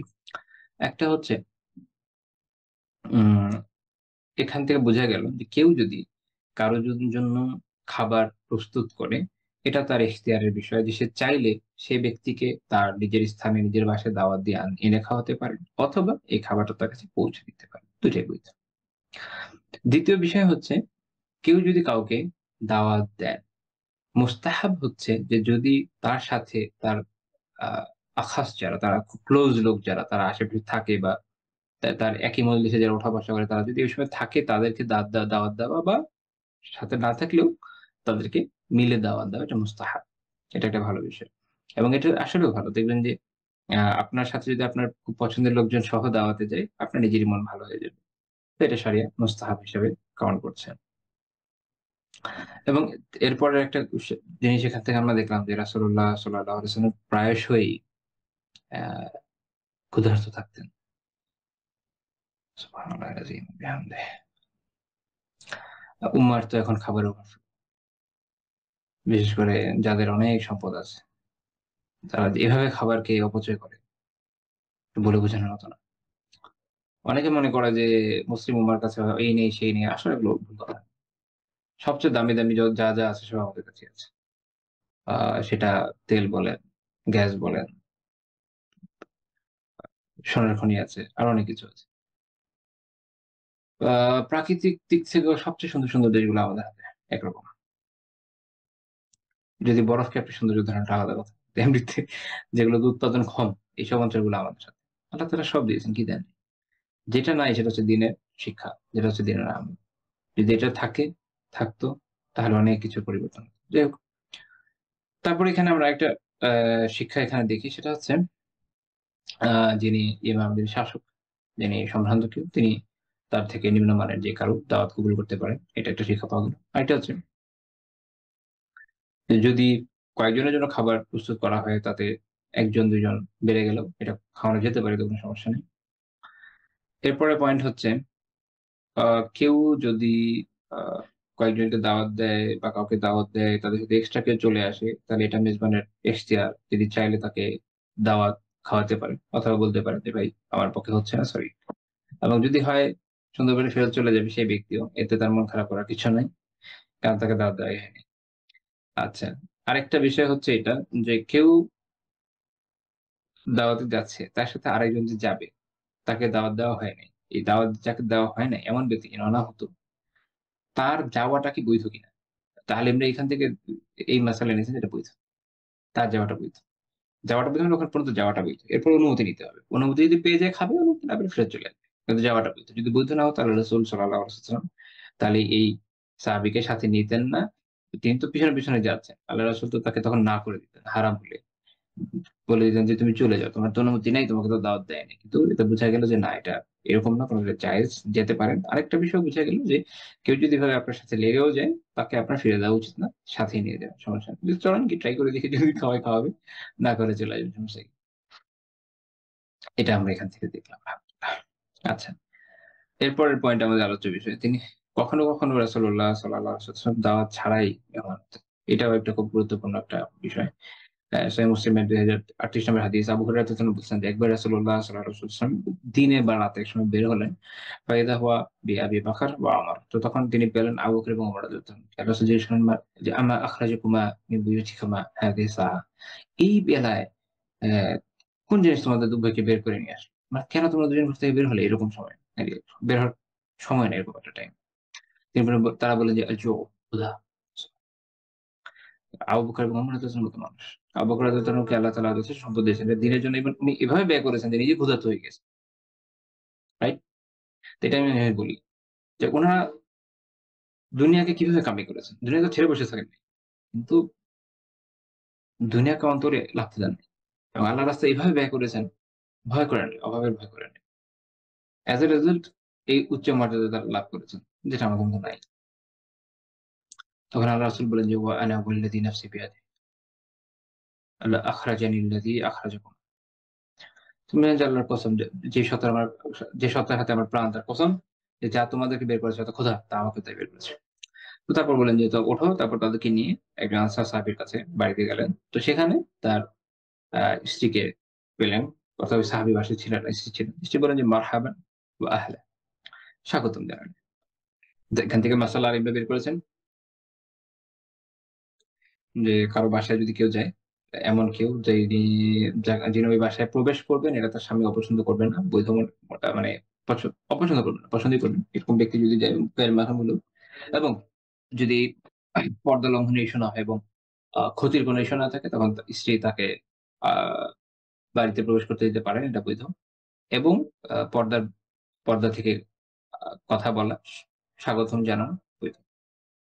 তো আল্লাহ রাসূল জিজ্ঞেস করেন যে, "অমুক কই?"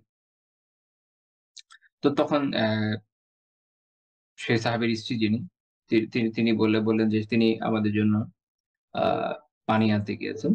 যখন এই সাহাবী আসলেন, তো সে রাসূলুল্লাহ সাল্লাল্লাহু আলাইহি ওয়াসাল্লামকে তার সাথীদের সাথে দেখে বললেন যে, "আলহামদুলিল্লাহ।" সকল প্রশংসা আল্লাহর। আল্লাহু আকবার। তিনি বলছেন, "মা আহাদুন আল-ইয়াওমা আকরামা আদিয়াফাম মিন্নি।" তো আজকে আমার মতো এরকম মেহমান পেয়ে আর কেউ সম্মানিত হতে পারে না। তো তারপর তিনি গেলেন। গিয়ে কাঁচা, পাকা, শুকনা সব ধরনের খেজুর নিয়ে আসলেন। কারণ কোনটা আল্লাহ রাসূলের পছন্দ হবে কে জানে। উনার কাছে ৩ ধরনের খেজুর আছে, সবই নিয়ে আসলেন। এখানে এটাও বোঝা যাচ্ছে, হ্যাঁ, এই বৈধ তালিম এখান থেকে বের করেন যে যদি মেহমান আপনার কাছে আসে, যার আপনি খুব সন্তুষ্ট হয়ে যান বিষয়টা নিয়ে এবং খুশি হয়ে যান। তো আপনি তাকে খাওয়ানোর জন্য আপনার কাছে যা আছে তা থেকে আপনি রান্না করতে পারেন আপনার সামর্থ্য মতো। এতে সরাইভাবে কোনো নিষেধাজ্ঞা নেই। আর এই সাহাবী একদম তার কাছে খাবার বলতে যা ছিল সব ক্যাটেগরি সব নিয়ে এসছেন। তো কাঁচা এনেছেন, পাকা এনেছেন, কাঁচা পাকা এনেছেন সব। যেটা আল্লাহ রাসূলের পছন্দের খাবেন। কোনো সমস্যা নেই। কাজেই এরকম দেওয়াতে কোনো ক্ষতি নেই। ঠিক আছে? এটা মনে রাখবেন। তো কাজে যদি কেউ অনেকগুলো আইটেম করে হতে পারে। স্বাভাবিকভাবে কোনো সমস্যা নেই। তবে এখানে আরেকটা বিষয় আছে। এমন হতে হবে যেটা এটা যেন নষ্ট না হয়। শর্ত হচ্ছে এটা নষ্ট হয় না। যেমন ধরেন কেউ একজন আসলো, আপনার আসলে চোখেরই সমস্যা হচ্ছে তাকিয়ে দেখেন। যাই হোক, কেউ আসলেন যার জন্য আপনি ধরেন ১০ পদের রান্না করবেন। ঠিক আছে? এখন করার পরে আপনি জানেন যে এগুলো মেক্সিমাম নষ্ট হয়ে যাবে। তাহলে এটা আপনার জন্য বৈধ না। বাট যদি এরকম হয় যে আলহামদুলিল্লাহ সবগুলো খাবে, আপনার বাসায় এতজন মেম্বার আপনার আছে যে যদি অতিথি চলেও যায়, আপনার খাবার নষ্ট হবে না, আপনি খেয়ে ফেলতে পারবেন। বা আপনি ফ্রিজে রেখে খেতে পারবেন। ঠিক আছে? আপনার জন্য বৈধ যে আপনি খাবার করবেন। কোন সমস্যা নেই। যেমন অনেক আলিম এরকম জীবনীতে আছে যে হয়তো তার কাছে তার ওস্তাদ এসেছেন, উনি অনেকগুলো পদ রান্না করেছেন। এমন একটা ঘটনা ছিল। থানভীর রহিমাহুল্লাহ ইয়েতে পড়েছিলাম যে উনি কিতাবে পড়েছিলাম। তো ওটার উনি ব্যাখ্যা দিচ্ছেন যে কারণ হচ্ছে যে এতগুলো পদ রান্না করেছেন, ৩০-৪০ পদ। এটা অপচয় হবে না। কেন হবে না? কারণ ওনাদের বড় একটা মাদ্রাসার খানকা ছিল। খাবার যে এক্সট্রা হয়ে যাবে তারপর খেয়ে ফেলবে, কোনো সমস্যা নেই। অর্থাৎ অপচয় করা যাবে না। এই শর্তে আপনি খাবার করতে পারেন, সমস্যা নেই। তো তারপরে তিনি তাদের জন্য বকরি জবাই করতে গেলেন। তো আল্লাহ রাসূল কি বললেন? "ইয়্যাকা ওয়াল হালুব।" তুমি এমন বকরি যার দুধ হয়, এটা কিন্তু মেরো না। এরকমকে জবাই করো না। এটা একটা গুরুত্বপূর্ণ শিক্ষা। অর্থাৎ আমি জানি যে আমার অতিথি আমার জন্য এত বড় মানে একটা খাবারের ব্যবস্থা করছে, তারা তো অনেক খরচ হয়ে যাবে। বাট ওটা যেন তাদের ক্ষতির পর্যায়ে চলে না যায়। এটাও সতর্ক করে দিয়েছেন আল্লাহ রাসূল সাল্লাল্লাহু আলাইহি ওয়াসাল্লাম। এটা হচ্ছে তার অনুপম চারিত্রিক বৈশিষ্ট্য। তো তিনি তার জন্য বকরি জবাই করে নিয়ে আসেন। তারা ওখান থেকে খেলেন। তো আল্লাহ রাসূল সাল্লাল্লাহু আলাইহি ওয়াসাল্লাম বললেন যে, "ওয়াল্লাযী নাফসি বিয়াদিহি" যার হাতে আমার প্রাণ, তার কসম।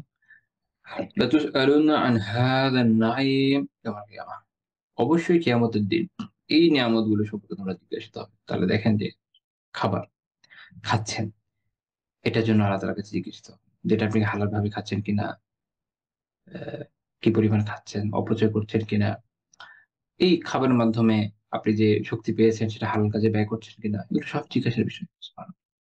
কিভাবে সেদিন পারবো আল্লাহ পারবে।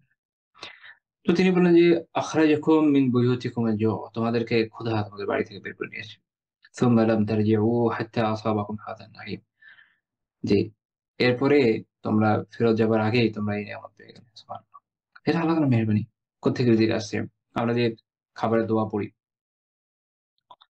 ওখানে একটা অংশ কি? বেগাইর হাওলিন মিন্নি ওয়ালা কুওয়া। যে আমাদের কোন সামর্থ্য এবং এটা অর্জনের কোন সক্ষমতা ব্যতীতই আমরা এটাকে সুবহানাল্লাহ। আসলে কি? খাবার আপনার সামনে রেডি, আপনি খেতে যাচ্ছেন। অনেকে এইরকম সময় আ মারা যায় বা কোন ঘটনা এমন হয় যে বাধ্য হয়ে খাবার রেখে দৌড়ানো লাগে। অনেক কিছু হয়ে যায়। চাবাতে পারে না, কত ধরনের সমস্যা। আল্লাহ তাআলার মেহেরবানি যে বান্দা খেতে সক্ষম হয়। যদি আল্লাহ তাআলা না দিতেন, এটা বান্দার কখনোই সক্ষমতা বান্দার ছিল না সে। তো এই হাদিস থেকে আ শেখ সালেহ মাজিদ হাফিজাহুল্লাহ তাআলা অনেকগুলো ফয়েদ উনি দেখিয়েছেন। এক হচ্ছে রাসূলুল্লাহ সাল্লাল্লাহু আলাইহি ওয়াসাল্লাম এবং তার অনেক বড় সাহাবীদের কাছে পার্থিব প্রাচুর্য তেমন খুব বেশি ছিল না। দেখা যেত যে তারা মাঝে, মাঝেই এরকম আর্থিকভাবে একটু আ দুর্বল অবস্থায় পড়ে যেতেন এবং আমি এটা একটু আগে বলেছি যে তারা এই অবস্থায় পড়ার কারণ হচ্ছে যে তারা আল্লাহ তাআলার রাস্তায় অকাতরে ব্যয়। কারো উপার্জন কম ছিল। এটা আলাদা কথা। কিন্তু আমরা যখন আবু বকর রাদিয়াল্লাহু আনহুর মতো সাহাবীকে দেখি, আল্লাহ তাআলা যাকে ভালো উপার্জন দিয়েছেন, তার মানে হচ্ছে উনি আল্লাহ তাআলার রাস্তায় এমনভাবে ব্যয় করেছেন যে উনার কাছে ছিল না। তাই তো? লা ইলাহা ইল্লাল্লাহ। তো এখানে আমাদের শিক্ষার উপকরণ আছে। যে আমরা আসলে আল্লাহর রাস্তায় কতটুকু ব্যয় করছি। সাহাবীদের জীবন দেখেন, আল্লাহ রাসূলের জীবন দেখেন। তাদের ছিল এরকম যে আল্লাহর রাস্তায় যতটুকু ব্যয় করা যায় করতেন। তারপরে যা হতো নিজেরা চলতেন। আমরা হচ্ছে আগে নিজেরা চলে নিজেদের জন্য যা, যা দরকার রাখি। তারপরে যদি বেঁচে খুঁচে কিছু থাকে তাহলে বাইরে দিই। ২ নাম্বার হচ্ছে যে আল্লাহ তাআলার ফয়সালার প্রতি তাকদীরের যে ভালো-মন্দের প্রতি যে অভিযোগ বা অসন্তুষ্টি প্রকাশ না করা। উনারা কিন্তু এটা করেন। এবং এই না করার শর্তে নিজেদের কষ্টের কথা অপরকে ব্যক্ত করা বৈধ। অনেকে মনে করেন যে আপনি কোন দুঃখ কষ্টে আছেন। এটা আরেকজনকে বলা মনে ঠিক না। এটা আমি এর আগে আলোচনা করেছিলাম। যে এই চিন্তাটা বেঠিক। এটা সুফিদের মাধ্যমে হয়তো আমাদের এখানে ছড়িয়ে থাকবে। এটা সরাসরি কোন চিন্তা না। কারণ সাহাবীদের মধ্যে আমরা দেখি আবু বকর ওমর রাদিয়াল্লাহু আনহুর মতো ব্যক্তিত্ব খোদার কথা আল্লাহ রাসূল অকপটে বলে দিচ্ছেন। অন্যান্য সাহাবীদের ঘটনা এরকম আছে। আ তারপরে হচ্ছে আ দেখা গেছে যে কারো চলছে না। এসে চাচ্ছে যে আমার কাছে আমাকে এই বিষয়ে সাহায্য করেন ইয়া রাসূলুল্লাহ। এটা হচ্ছে তাদের মধ্যে লৌকিকতার অভাব। লৌকিকতা তাদের মধ্যে ছিল না। যা হওয়ার ডাইরেক্ট বলতেন। এবং এটা থেকে আলিমরা এই শিক্ষাটা গ্রহণ করেছেন যে তার মানে হচ্ছে যে নিজের কষ্টের কথা এভাবে বলাটা এটা তাকদীরের প্রতি বা তাকদীরের ভালো-মন্দের প্রতি অসন্তোষের মধ্যে পড়ে না। ঠিক আছে? বাকি যদি আপনি সবর করতে পারেন খুব ভালো। কিন্তু আমি যেটা বলব বিশেষ করে যে সাহাবীদের থেকে বড় ওলি এই উম্মার মধ্যে আর আসা সম্ভব নয়। উম্মার মধ্যে তারাই সবচেয়ে বড় ওলি ছিলেন। তো সেই আল্লাহর বান্দারা যেখানে প্রকাশ করেছেন, এখানে তাদের মধ্যে আমাদের মধ্যে আদর্শ আছে যে যদি প্রয়োজন পড়ে আমরা প্রকাশ করব এবং প্রয়োজনে অন্যের সহায়তা নেব। আর যদি প্রয়োজন না পড়ে নিলাম না। কারণ উনারা সবসময় করতেন না। আপনি দেখবেন যে কখনো, কখনো প্রয়োজন হচ্ছে তখনই অতি প্রয়োজন হচ্ছে তখন বলে দিচ্ছেন। যখন অতি প্রয়োজন নেই তখন বলছেন না। That's it. একদম সবসময় বলতেই থাকবেন, এটা কোনো ভালো বৈশিষ্ট্য না। ওইটা একটা সময় মানুষকে আ তাকদীরের প্রতি অসন্তোষের দিকে নিয়ে যায়। এখানে আমরা একটা জিনিস দেখলাম যে এই সাহাবিয়া তিনি আ আহলান বলে তাদেরকে অভ্যর্থনা জানালেন। তাহলে এই অভ্যর্থনার যে বাক্যগুলো এটা বলাটা মুস্তাহাব। তারপরে হচ্ছে আ আ বৃষ্টি জাতীয় এবং উন্নত মানের খাবার খাওয়ার বৈধতা এটা আমরা এখান থেকে দেখলাম। আ এরপরে নিয়ামত যখন অর্জন হয় এবং বিপদ দূর হয়ে যায় তখন আল্লাহ তাআলার শুকরিয়া আদায় করা এটা মুস্তাহাব। মেহমান আসলেন এবং মেহমানকে দেখে আপনি খুশি হয়ে গেলেন। এই খুশি প্রকাশ করা আল্লাহ তাআলার শুকরিয়া আদায় করা এটা একটা মুস্তাহাব আমল। আমরা এই আমলে দেখলাম একজন সাহাবী তিনি যখন দেখলেন যে রাসূলুল্লাহ সাল্লাল্লাহু আলাইহি ওয়াসাল্লাম মেহমান হয়েছেন এবং আরো ২ জন সাহাবী অবশ্যই সর্বোত্তম ব্যক্তিত্ব এই উম্মার। এই ২ জন ওখানে গিয়েছেন। তার মেহমান হয়েছেন। তিনি অত্যন্ত আনন্দিত হলেন এবং আল্লাহ তাআলার শুকরিয়া আদায় করলেন। এটা একটা মুস্তাহাব আমল। এরপরে বিষয় হচ্ছে মেহমানের আ সামনাসামনি তার প্রশংসা যদি ফিতনার আশঙ্কা না থাকে তাহলে করা বৈধ। এখানে আমরা এটা দেখি এই সাহাবীদের। কারণ তিনি যখন বলছেন যে, "আমার থেকে কেউ সম্মানিত হয়নি আজ।" তার মানে উপস্থিত মেহমানদের উনি প্রশংসা করলেন। তাহলে এই প্রশংসা যেহেতু তাদের মধ্যে ফিতনার আশঙ্কা ছিল না, তাই করা বৈধ। কিন্তু যদি ফিতনার আশঙ্কা থাকে তাহলে সামনাসামনি করবে না। আ আবার এখানে আমরা একটা জিনিস দেখলাম যে, রুটি আর গোশত উনি সবার শেষে দিলেন, তার আগে দিলেন ফল। তার আগে দিলেন ফল। তাহলে রুটি, গোশত বা এরকম মূল খাবারের আগে ডেজার্ট আইটেম দেওয়াটা সরাসরিভাবে এটা বৈধ বরং শেখ মুনাজিদ বলছেন মুস্তাহাব। ঠিক আছে? তো তাহলে এটা আমরা করতে পারি সমস্যা নাই। অনেকের মনে হতে পারে এটা নতুন, নতুন তৈরি হচ্ছে না। আমরা দেখছি যে সাহাবীদের প্রতি আমলটা ছিল। যে খাবার তৈরি করবেন কত সময় লাগবে? এতক্ষণ অতিথিকে বসায় রাখবেন। তো তার তার জায়গায় তাৎক্ষণিক কি করলেন? খেজুর পরিবেশন করলেন। তারা খেজুর খাচ্ছেন। এর মধ্যে তারা এই বকরি জবাই করা, রান্না করা সব কাজ করে ফেললেন এবং তাদের জন্য খাবার পরিবেশন করলেন। তো এটা একটা মুস্তাহাব আমল। কোন সমস্যা নেই। এবং এখান থেকে এটাও বোঝা যায় যে মেহমান যখন আসলো, ১ম এ আপনার হাতে যা আছে এটা দিয়েই ১ম এ আপনি যে মেহমানদারি করবেন এটা মুস্তাহাব। হাতের কাছে যা আছে আগে এটা খাওয়ান। অপেক্ষা করতে থাকুক এরপরে মূল ডিশ যেটা পরিবেশন করবেন। এখানে এটা বোঝা যাচ্ছে, এখানে আমরা দেখি যে উনারা পরিতৃপ্ত হয়ে খাবার খেয়েছেন এই বর্ণনা থেকে আছে। যাই হোক আমি শর্টে যেহেতু বলেছি। তো এতে বোঝা যায় যে কখনো, কখনো এরকম সময় পরিতৃপ্তভাবে খাওয়াতে কোনো সমস্যা নাই। এটা বৈধ যেটা একটু আগেও আমি বলছিলাম। তবে এটা মুমিনের স্বভাব না যে সেটা নিয়মিত করবে। ইমাম নওয়াবী রাহিমাহুল্লাহ সহিহ মুসলিমের ব্যাখ্যাতে এই আলোচনা করেছেন যে, নিয়মিতভাবে যখন আপনি এভাবে খাবেন তখন এর ফলে এর যে বাজে প্রভাব এটা আপনার উপর মধ্যে পড়বে। এর মধ্যে রয়েছে কল্প শক্ত হয়ে যায়। অভাবীদের অভাবকে অনুভব করা হয় না। এছাড়া অপচয়তা আছে ইত্যাদি, ইত্যাদি।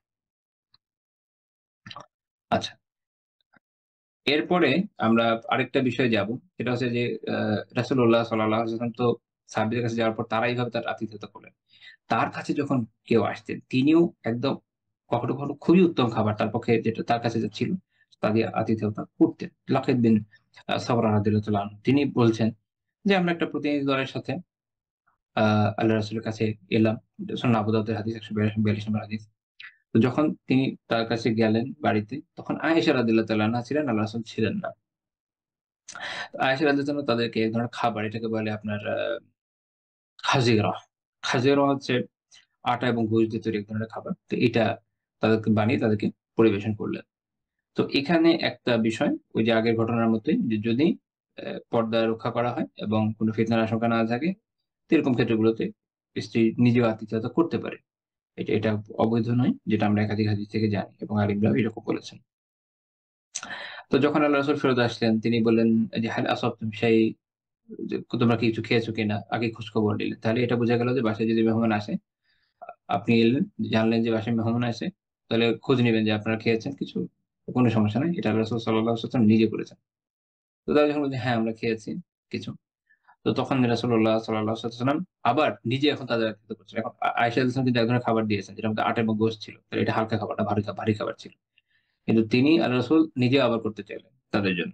তো তিনি বললেন তার যে আ আ ইয়ে ছিলেন, রাখাল ছিলেন তাকে বললেন একটা ছাগলের আওয়াজ শুনে তিনি বললেন যে, "কি কোন ছাগল ছানা হয়েছে কিনা?" তো তিনি বললেন, "হ্যাঁ, একটা।" মাদি ছাগল ছানা হয়েছে। তো আল্লাহ রাসূল বলেন যে, "ফাযবাহ লানা মাকানাহা শাহ।" তার জায়গায় তাহলে একটা ছাগল আমাদের জন্য জবাই করে ফেল। তো তারপরে তিনি বললেন এই অতিথিদেরকে যে, "লা তাহসিব লা তাহস লা তাহসিবান্না লা তাহসিবান্না ওয়া লাম ইয়াকুল লা তাহসাবান্না আন্না মিন আজালিকা যাবাহনাহ আলা মিন আন্না মিন আজালিকা যাবাহনাহা।" জিহ্বার কি বারবার হয়ে যাচ্ছে, জড়িয়ে যাচ্ছে। তিনি বললেন যে, "তোমরা এরকম মনে করো না যে মানে তোমাদের জন্যই আমরা ইয়ে করেছি, জবাই করে দিয়েছি, এরকম না।" আল্লাহ রাসূল এরপর বললেন যে, "লানা গানামুন মিয়াহ।" এটা একটা বিষয় জেনে রাখেন। আল্লাহ রাসূল কি বলছেন যে, "আমার ১০০ ছাগল আছে। ১০০ ছাগল আছে।" আচ্ছা। লা নুরিদু আন তাজিদ, আমি চাই না যে থেকে বাড়ুক। তাহলে এই হাদিস থেকে আপনি কি শিখলেন? যে রাসূলুল্লাহ সাল্লাল্লাহু আলাইহি ওয়াসাল্লামের কাছে কখনো, কখনো আল্লাহ তাআলা অনেক সম্পদ দিয়েছেন। এবং যেটা আমি এর আগেও বলেছি যে, তাদের বৈশিষ্ট্য ছিল এরকম যে, এই সম্পদগুলো আল্লাহর রাস্তায় ব্যয় করতেন এবং অনেক সম্পদ থাকলেও ওই যে আভিজাত্যের চাকচিক্য এটা তারা প্রদর্শন করতেন না। তারা খুব স্বাভাবিক জীবনযাপন করতেন। তো তার ১০০ ছাগল এবং উনি চান না এরপর আর বাড়ুক। তো এরপর তিনি বলছেন যে, যখন এরকম হয় যে এতে কোনো ছাগল বাচ্চা দেয়, তখন সদ্য প্রসূত যে বাচ্চা তার জায়গায় তিনি আরেকটা ছাগলকে জবাই করে ফেলেন। মানে এটাকে ১০০ র মধ্যে সীমাবদ্ধ রাখেন। সহিহ সুনান আবু দাউদের ১৪২ নম্বর হাদিস। শেখ আলবানী রাহিমাহুল্লাহর মতে এটা সনদ সাহিহ। তো এখানে আমরা জিনিসটা দেখলাম যে রাসূলুল্লাহ সাল্লাল্লাহু আলাইহি ওয়াসাল্লামের মধ্যে কোনো লোক দেখানো মানসিকতা নেই। যেমন সরাসরি বলে দিয়েছেন। এবং মেহমান আসছে, মেহমানের জন্য এই সময় মেহমান আসছে বলেই উনার একটা খেয়াল হচ্ছেন আরো বিশেষ করে যে তার জন্য একটা ছাগল জবাই করে ফেলা হোক। এখানে উনি আসলে তার পিতা ইব্রাহিম আলাইহিস সালামের পদাঙ্ক অনুসরণ করেছেন। আপনারা জানেন সূরা আ আয-যারিয়াতের একটা আয়াত আছে। যখন আল্লাহ তাআলা বলছেন যে, "হাল আতাকা হাদিসু যায়ফি ইব্রাহিম আল মুকরামিন?" যে আপনার কাছে কি ইব্রাহিমের আলাইহিস সালামের সম্মানিত মেহমানদের সংবাদ পৌঁছেছে? ইযা দাখালু আলাইহি, যখন তারা তার কাছে পৌঁছলেন, ফাকালু, তারা কি বলল? সালামা, সালাম দিলেন। ফাকালা সালামুন কওমুন মুনকারুন, যে সালাম, এটা তো এরা তো অপরিচিত লোক এই জায়গায়। তারা সালাম দিচ্ছে। ফারাগা ইলা আহলিহি ফাজাআ বিইজলিন সামিন, তারপর তিনি গৃহে গিয়ে একটা গোবৎস নিয়ে হাজির হলেন। তারপর এই গোবৎসকে তিনি ইয়ে করলেন, মানে বাছুর থেকে তিনি ইয়ে করলেন, মেহমানদারি করলেন ফেরেশতাদেরকে। তো এই ঘটনা হচ্ছে সূরা আল জাস আল জারিয়াতে, সূরা আল জারিয়াতে রয়েছে। তো এইখানে আমরা দেখি যে ইব্রাহিম আলাইহিস সালাম যেভাবে মেহমানদারি করছেন একটা বাছুর দিয়ে, রাসূলুল্লাহ সাল্লাল্লাহু আলাইহি ওয়াসাল্লাম মেহমানদারি করছেন কি দিয়ে? একটা বকরি দিয়ে। যেহেতু তার কাছে এই সম্পদটা ছিল। তো এইখান থেকে আমরা বুঝলাম যে মেহমানদের কাছে খাবার নিয়ে যাওয়া। এই আয়াত থেকেও কিন্তু বেশ কিছু শিক্ষা আছে। যেমন মেহমানদের কাছে খাবার সামনে নিয়ে পরিবেশন করা, দ্রুত খাবার পরিবেশন করা, আ ইভেন খাবার আনছি এটা ঘোষণা না দিয়েও দেওয়া যায়। কারণ ইব্রাহিম সাল্লাল্লাহু আলাইহি ওয়াসাল্লাম সরাসরি জাস্ট খাবার নিয়ে গিয়ে হাজির হয়ে গেছেন। তাদেরকে বলেন না যে, "আমি খাবার-টাবার রান্না করতেছি তোমাদের জন্য" এই সেই কিচ্ছু না। উনি জাস্ট নিয়ে চলে আসছেন। এবং সর্বোত্তম খাবারটা মেহমানদের জন্য এই যে আয়াত থেকে শেখা যায় উত্তম পদ্ধতিতে সেটাকে পরিবেশন করা, আ মেহমান পরিচিত হোক অপরিচিত হোক তাকে সালাম দেওয়া। এই শিক্ষাগুলো আমরা এই আয়াত থেকেও পাই। এবং এটারই দেখেন যে অ্যাপ্লিকেশনটা আল্লাহ রাসূল সাল্লাল্লাহু আলাইহি ওয়াসাল্লামের নিজের জীবনে একটু আগে যে হাদিসটা আমরা উল্লেখ করলাম সেখান থেকে পাই। এভাবেই সুন্নাহ এবং কোরআনের আয়াত এগুলো ইন্টার রিলেটেড থাকে এবং আমরা এর উভয়ের মাধ্যমে এই শিক্ষাগুলো আলহামদুলিল্লাহ অর্জন করতে সক্ষম হই। তো আজকে আমাদের আলোচনা এই পর্যন্ত থাকছে। সুবহানাকাল্লাহুম্মা ওয়া বিহামদিকা লা ইলাহা ইল্লা আনতা আস্তাগফিরুকা ওয়া আতুবু ইলাইক। এবং এর মাধ্যমে আমরা এই পয়েন্টের আলোচনা শেষ করলাম। যে মেজবান হিসেবে এবং অতিথি হিসেবে রাসূলুল্লাহ সাল্লাল্লাহু আলাইহি ওয়াসাল্লামের যে জীবনাচরণ সেটা আমরা দেখলাম। তারপর আল্লাহ তাআলা তৌফিক দিলে আগামী দিনে ইনশাআল্লাহ তাআলা আমরা পরবর্তী বইয়ের যে বইটা আমাদের পাঠ্য পড়ছি সেখান থেকে আমরা পরবর্তী টপিকে চলে যাব। এবং আল্লাহ রাসূল সাল্লাল্লাহু আলাইহি ওয়াসাল্লামের জীবনের অন্য আরেকটা দিক নিয়ে আমরা আলোচনা শুরু করব ইনশাআল্লাহ তাআলা।